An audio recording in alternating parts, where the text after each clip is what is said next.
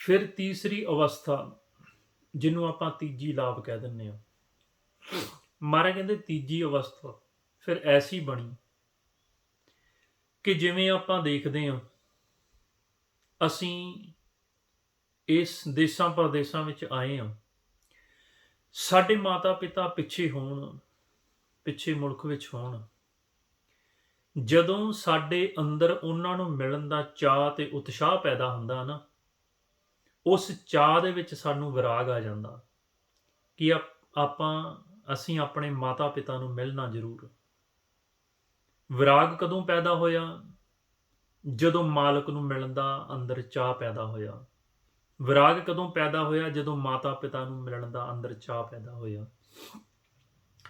ਇੱਥੇ ਵੀ ਮਹਾਰਾਜ ਕਹਿੰਦੇ ਫਿਰ ਜਦੋਂ ਦੇਖਿਆ ਕਿ ਉਹ ਮਾਲਕ ਜਿਹੜਾ ਮੁੱਖ ਮਿੱਠਾ ਵੀ ਕਰਦਾ, ਜਿਹਦਾ ਸਾਰਾ ਪਸਾਰਾ ਆ, ਜਿਹਦਾ ਸਰੀਰ ਬਣਾਇਆ ਹੋਇਆ, ਇਹ ਸਾਰੀ ਸ੍ਰਿਸ਼ਟੀ ਜਿਹਦੀ ਬਣਾਈ ਹੋਈ ਆ, ਉਸ ਨੂੰ ਮਿਲਣ ਦਾ ਜਦੋਂ ਮਨ ਦੇ ਅੰਦਰ ਚਾਅ ਪੈਦਾ ਹੋਇਆ ਤੇ ਉਸ ਚਾਅ ਦੇ ਵਿੱਚ ਵਿਰਾਗ ਆ ਗਿਆ। ਹੁਣ ਕਈ ਗੁਰਮੁਖ ਵਿਰਾਗ ਵੀ ਕਰਦੇ ਨੇ ਮਾਲਕ ਦੇ ਮਿਲਾਪ ਦੇ ਵਿੱਚ। ਉੱਥੇ ਫਿਰ ਸਤਿਗੁਰਾਂ ਗੁਰਬਾਣੀ ਸਮਝਾਇਆ, ਹਰ ਤੀਜੜੀ ਲਾਭ ਮਨ ਚਾਉ ਭਇਆ ਬੈਰਾਗੀਆ ਬਲਰਾਮ ਜੀਓ। ਕਹਿੰਦੇ ਵਿਰਾਗ ਆਇਆ ਮਨ ਦੇ ਵਿੱਚ ਉਸ ਮਾਲਕ ਨੂੰ ਮਿਲਣ ਵਾਸਤੇ। ਜਦੋਂ ਵਿਰਾਗ ਆਇਆ ਫਿਰ ਉਹ ਜਿਹੜੇ ਪੁਰਖ, ਜਿਹੜੇ ਗੁਰਮੁਖ, ਜਿਹੜੇ ਸਾਧੂ, ਜਿਹੜੇ ਸੰਤ ਜੀ, ਉਹ ਸੰਤਾਂ ਦੇ ਨਾਲ ਜਦੋਂ ਸੰਗ ਹੋਇਆ, ਅਭਿਆਸ ਕੀਤਾ, ਸਿਮਰਨ ਕੀਤਾ, ਐਸੀ ਕਿਰਪਾ ਦ੍ਰਿਸ਼ਟੀ ਹੋਈ ਮਾਲਕ ਦੀ, ਫਿਰ ਸੰਤਾਂ ਦੇ ਨਾਲ ਮਿਲ ਕੇ ਮਹਾਰਾਜ ਕਹਿੰਦੇ ਫਿਰ ਉਸ ਹਰੀ ਦਾ ਮੇਲ ਹੋ ਗਿਆ, ਪਰਮਾਤਮਾ ਨਿਰਾਕਾਰ ਦਾ ਮੇਲ ਹੋ ਗਿਆ, ਕਿਉਂਕਿ ਗੁਰਬਾਣੀ ਦੁਆਰਾ ਉਹਨਾਂ ਸਾਰਾ ਖੇਲ ਸਮਝਾਇਆ, ਜਿਹਨੂੰ ਸਤਿਗੁਰੂ ਵੀ ਗੁਰਬਾਣੀ ਸਮਝਾ ਰਹੇ। ਕਹਿੰਦੇ ਸੰਤ ਜਨਾ ਹਰ ਮੇਲ ਹਰ ਪਾਇਆ। ਕਹਿੰਦੇ ਸੰਤ ਨੂੰ ਮਿਲੇ ਫਿਰ ਹਰੀ ਨੂੰ ਪਾਇਆ, ਵੱਡ ਭਾਗੀਆਂ ਬਲਰਾਮ ਜੀਓ। ਲੇਕਿਨ ਕਿੰਨੇ? ਮਹਾਰਾਜ ਕਹਿੰਦੇ ਵੱਡੇ ਭਾਗਾਂ ਵਾਲੇ ਜਿਹੜੇ ਗੁਰਮੁਖ ਐਸੇ ਸੰਸਾਰ ਦੇ ਵਿੱਚ ਹੁੰਦੇ ਨੇ, ਐਸੇ ਜੀਵ ਵਿਰਲੇ ਹੁੰਦੇ ਨੇ। ਕਿਉਂਕਿ ਸਿਮਰਨ ਕਰਨਾ, ਨਾਮ ਜਪਣਾ, ਸਤਿਗੁਰੂ ਕਿੰਨੇ ਸਾਲ ਪਹਿਲਾਂ ਹੀ ਆਪਾਂ ਨੂੰ ਸਮਝਾ ਗਏ ਕਿ ਕਲਯੁਗ ਦੇ ਸਮੇਂ ਵਿੱਚ ਮਨ ਐਸੇ ਵਿਚਾਰਾਂ ਵਿੱਚ, ਤ੍ਰੈ ਗੁਣਾਂ ਦੇ ਵਿਚਾਰਾਂ ਵਿੱਚ ਫਸ ਜਾਂਦਾ ਕਿ ਨਾਮ ਜਪਣਾ ਇਹਦੇ ਵਾਸਤੇ ਸਭ ਤੋਂ ਔਖਾ ਕੰਮ ਹੋ ਜਾਂਦਾ। ਜਿਹਨੂੰ ਪਾਤਸ਼ਾਹ ਵੀ ਗੁਰਬਾਣੀ ਸਮਝਾਉਂਦੇ ਆ, ਆਖਣ ਔਖਾ ਸੱਚਾ ਨਾਮ। ਜੇ ਕਿਤੇ ਰਸਨਾ ਨਾਮ ਜਪਦੀ ਵੀ ਆ, ਮਹਾਰਾਜ ਕਹਿੰਦੇ ਫਿਰ ਸਾਡਾ ਮਨ ਨਹੀਂ ਸੁਣਦਾ। ਰਸਨਾ ਜਪੀ ਜਾਂਦੀ ਪਰ ਮਨ ਸੁਣਦਾ ਨਹੀਂ, ਧਿਆਨ ਨਹੀਂ ਲਾਉਂਦਾ ਆਵਾਜ਼ ਦੇ ਵਿੱਚ। ਤੇ ਸਤਿਗੁਰਾਂ ਤੇ ਗੁਰਬਾਣੀ ਵਿੱਚ ਸਮਝਾਇਆ ਸੀ ਕਿ ਰਸਨਾ ਉਚਰੈ ਹਰ ਸਰਵਣੀ ਸੁਣੈ ਸੋ ਉਦਰੈ ਮਿੱਤਾ। ਕਿ ਮਿੱਤਰੋ, ਉਹਦਾ ਉਧਾਰ ਹੋਏਗਾ ਜਿਹੜਾ ਰਸਨਾ ਦੇ ਨਾਲ ਜਪ ਕੇ ਕੰਨਾਂ ਦੇ ਨਾਲ ਸੁਣੇਗਾ।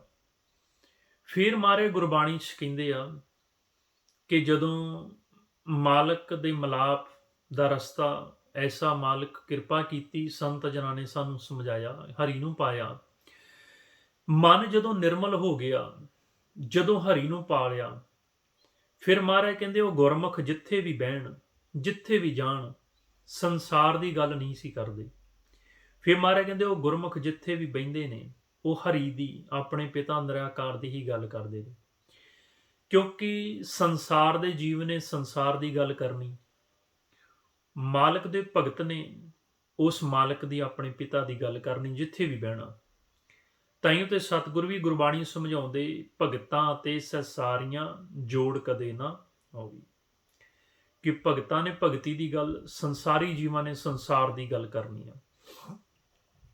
ਤਾਂ ਹੀ ਮਹਾਰਾਜ ਕਹਿੰਦੇ ਫਿਰ ਜਦੋਂ ਮਨ ਨਿਰਮਲ ਹੋ ਗਿਆ, ਹਰੀ ਨੂੰ ਪਾ ਲਿਆ, ਫਿਰ ਦਿਨ ਰਾਤ ਉਹਦੇ ਹੀ ਗੁਣ ਗਾਉਣ ਲੱਗੇ ਹਰ ਇੱਕ ਜਗ੍ਹਾ।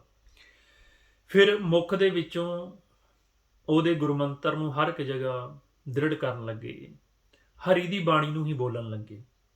ਤਾਂ ਹੀ ਮਹਾਰਾਜ ਕਹਿੰਦੇ ਆ, ਨਿਰਮਲ ਹਰ ਪਾਇਆ ਹਰ ਗੁਣ ਗਾਇਆ, ਮੁਖ ਬੋਲੀ ਹਰ ਬਾਣੀ। ਲੇਕਿਨ ਐਸੇ ਗੁਰਮੁਖ ਜਿਨ੍ਹਾਂ ਨੂੰ ਸੰਤ ਵੀ ਆਖ ਦਿੱਤਾ, ਕਹਿੰਦੇ ਵੱਡੇ ਭਾਗਾਂ ਦੇ ਨਾਲ ਉਸ ਮਾਲਕ ਨੂੰ ਪਾਇਆ।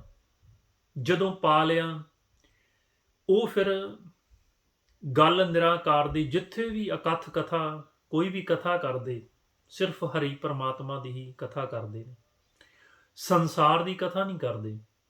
ਜਿਵੇਂ ਅੱਜ ਕੱਲ੍ਹ ਸੰਸਾਰ ਦੇ ਵਿੱਚ ਵੀ ਬਹੁਤ ਐਸੇ ਜੀਵ ਨੇ, ਗੁਰਬਾਣੀ ਗੁਰੂ ਗ੍ਰੰਥ ਸਾਹਿਬ ਮਹਾਰਾਜ ਦੀ ਇੱਕ ਪੰਕਤੀ ਬੋਲ ਕੇ ਫਿਰ 2-2 3-3 ਘੰਟੇ ਸੰਸਾਰ ਦੀ ਨਿੰਦਿਆ ਚੁਗਲੀ, ਸੰਸਾਰ ਦੇ ਨਾਲ ਵੈਰ ਵਿਰੋਧ, ਸੰਸਾਰ ਦੇ ਨਾਲ ਈਰਖਾ ਪਵਾ ਦਿੰਦੇ ਨੇ। ਲੇਕਿਨ ਜਿਹੜੇ ਹਰੀ ਦੇ ਜਨ, ਜਿਹੜੇ ਗੁਰਬਾਣੀ ਨੂੰ ਕਮਾਉਂਦੇ ਨੇ, ਇਕੱਲੇ ਪੜ੍ਹਦੇ ਨਹੀਂ, ਇੱਕ ਹੁੰਦਾ ਪੜ੍ਹਨਾ ਸੁਣਨਾ, ਇੱਕ ਹੁੰਦਾ ਕਮਾਉਣਾ। ਜਿਹੜੇ ਉਸ ਗੁਰਬਾਣੀ ਨੂੰ ਕਮਾ ਗਏ, ਗੁਰਮੰਤਰ ਜਪਦੇ ਉਸ ਅਵਸਥਾ ਤੱਕ ਪਹੁੰਚ ਗਏ, ਫਿਰ ਉਹ ਕਥਾ ਕੇਵਲ ਹਰੀ ਪ੍ਰਮਾਤਮਾ ਦੀ ਗੁਰਬਾਣੀ ਗੁਰੂ ਗ੍ਰੰਥ ਸਾਹਿਬ ਜੀ ਦੁਆਰਾ ਕਰਦੇ ਨੇ, ਹੋਰ ਕਿਸੇ ਦੀ ਕਥਾ ਨਹੀਂ ਕਰਦੇ। ਤਾਂ ਹੀ ਮਹਾਰਾਜ ਜੀ ਆਪਾਂ ਨੂੰ ਸਮਝਾਉਂਦੇ, ਸੰਤ ਜਨਾ ਵੱਡ ਭਾਗੀ ਪਾਇਆ, ਹਰ ਕਥੀਐ ਅਕਥ ਕਹਾਣੀ। ਉਹ ਹਰੀ ਦੀ ਅਕਥ ਕਥਾ ਹੀ ਫਿਰ ਕਰਦੇ ਆ। ਫਿਰ ਮਹਾਰਾਜ ਕਹਿੰਦੇ ਜਦੋਂ ਹਰੀ ਦੀ ਕਥਾ ਕਰਦੇ ਨੇ, ਫਿਰ ਉਹਨਾਂ ਦੇ ਹਿਰਦੇ ਅੰਦਰ ਉਹ ਐਸੀ ਧੁਨ ਪ੍ਰਗਟ ਹੁੰਦੀ, ਧੁਨ ਦਾ ਭਾਵ ਆਵਾਜ਼। ਕਿਹੜੀ ਧੁਨ? ਜਿਸ ਨੂੰ ਸਹਿਜ ਧੁਨ ਵੀ ਆਖਿਆ ਗਿਆ, ਕਿਉਂਕਿ ਉਹ ਮਾਲਕ ਦੇ ਮੁਖ ਚੋਂ ਨਿਕਲਦੀ ਹੋਈ ਆਵਾਜ਼, ਜਿਸ ਨੂੰ ਸ਼ਬਦ ਵੀ ਆਖਦੇ ਨੇ, ਜਿਸ ਨੂੰ ਨਾਮ ਵੀ ਆਖਦੇ ਨੇ, ਜਿਸ ਨੂੰ ਸਤਿਗੁਰ ਕਹਿੰਦੇ ਕਿ ਤੇਰੇ ਸੋਹਣੇ ਮੁਖ ਦੀ ਆਵਾਜ਼ ਆ, ਤੇਰਾ ਮੁਖ ਸੁਹਾਵਾ ਜੀਓ ਸਹਿਜ ਧੁਨ ਬਾਣੀ। ਮਹਾਰਾਜ ਕਹਿੰਦੇ ਉਹ ਸਹਿਜ ਧੁਨ, ਉਹ ਨਾਮ ਫਿਰ ਹਿਰਦੇ ਦੇ ਅੰਦਰੋਂ ਪ੍ਰਗਟ ਹੋ ਗਿਆ। ਕਿਉਂਕਿ ਮਹਾਰਾਜ ਕਹਿੰਦੇ ਆ, ਜਿਹਦੇ ਮੱਥੇ ਤੇ ਭਾਗ ਧੁਰ ਤੋਂ ਹੀ ਲਿਖੇ ਹੋਣ, ਮਾਲਕ ਨੇ ਕਿਰਪਾ ਕੀਤੀ ਹੋਵੇ, ਉਹਨੂੰ ਐਸੇ ਗੁਰਮੁਖ ਮਿਲਦੇ, ਉਹਨੂੰ ਗੁਰਬਾਣੀ ਗੁਰੂ ਗ੍ਰੰਥ ਸਾਹਿਬ ਜੀ ਵਰਗੇ ਸਤਿਗੁਰੂ ਮਿਲਦੇ, ਉਹਨੂੰ ਐਸੀ ਸੰਗਤ ਮਿਲਦੀ ਆ।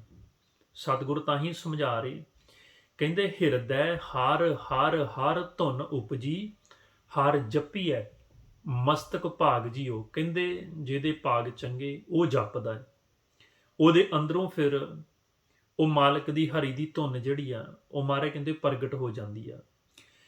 ਇੱਥੇ ਮਹਾਰਾਜ ਕਹਿੰਦੇ ਇਹ ਹੈ ਤੀਜੀ ਅਵਸਥਾ, ਕਿ ਜਦੋਂ ਸਾਨੂੰ ਮਾਲਕ ਦੇ ਵਿਛੋੜੇ ਦੇ ਵਿੱਚ ਵਿਰਾਗ ਆਉਂਦਾ ਹੈ।